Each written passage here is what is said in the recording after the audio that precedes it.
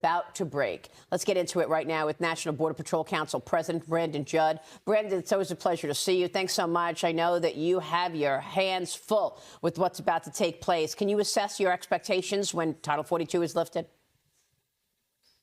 Yeah, when I look at what Karine Jean-Pierre and President Biden say, it really makes me extremely upset. Every single agent right now is extremely upset because we have no idea what their plan is. They have not given us any indication of how they're going to deploy us. They haven't told us what the operations are going to be. They haven't told us how we're going to deal with the cartels. They have given us absolutely no information on how we're going to deal with this. So when they say that they have this robust plan, we don't even know what that plan is. All we know is we're going to be inundated with thousands of migrants every single day. We're not going to have the resources to deal with them. We're not going to be able to deploy our agents on the border to go after the cartel, to keep the American people safe. We're extremely upset that this administration has known for over 2 years that this was going to end, and they've done absolutely nothing. I spoke with the transition team for the first time in December, and I told them that this was going to happen. We warned Secretary Mayorkas during his confirmation process that this was going to happen. We told them they needed to put plans in place. We told them we needed operations, and they did absolutely nothing.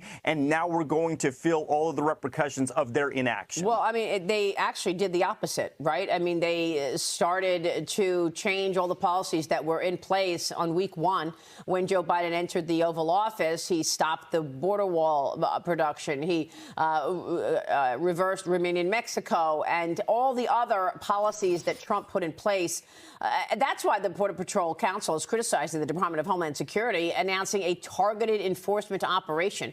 That apparently took place yesterday in El Paso to remove or detain migrants. The Border Patrol Union wrote on Twitter this: nothing like publicly announcing that dangerous people will be arrested while warning them ahead of time exactly where to run and hide to avoid arrest. This entire operation is a sad joke, another pandering PR stunt. Serious law enforcement leaders don't behave this way. Brandon, what are they doing? In other words, they're telling people exactly when the arrests will happen so that people leave and go hide out? Yeah, Maria, when I wrote that tweet, I was beyond upset. I could not believe that activism has now taken over law enforcement. I couldn't believe that this administration would tell these individuals that we're about to come after them. There could have been a great many criminals that had a long rap sheet that now knew that they needed to run and hide. And that was crazy to see that they were going to put our agents in harm's way, notifying the public where we were going to be, when we were going to be there, so that they could then come out if they were activists that were against law enforcement.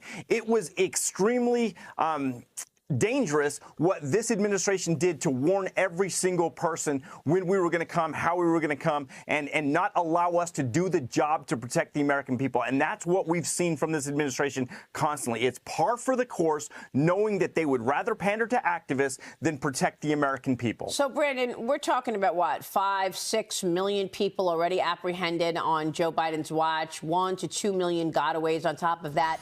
Cities and states across the country are all scrambling. The state of New York, the city of Chicago, both have declared a state of emergency ahead of the end of Title 42. New York Governor Kathy Hochul's emergency orders apparently will activate 500 National Guard reservists and speed up $1 billion in aid. In Chicago, Lightfoot's declaration is authorizing emergency money and asking for help from the Illinois National Guard. We've got this new video showing migrant families sleeping on the floor of Chicago police stations, Brandon. Walk us through exactly what happens. You and your team are there every day watching these people come across the border. They come across the border, and then what happens? How do they get to big cities? So the first thing is the laws are not being enforced. And here's exactly the process. When somebody crosses the border illegally, we take them into custody. We take them back to our processing centers. We process them for deportation, but then we release them into the United States.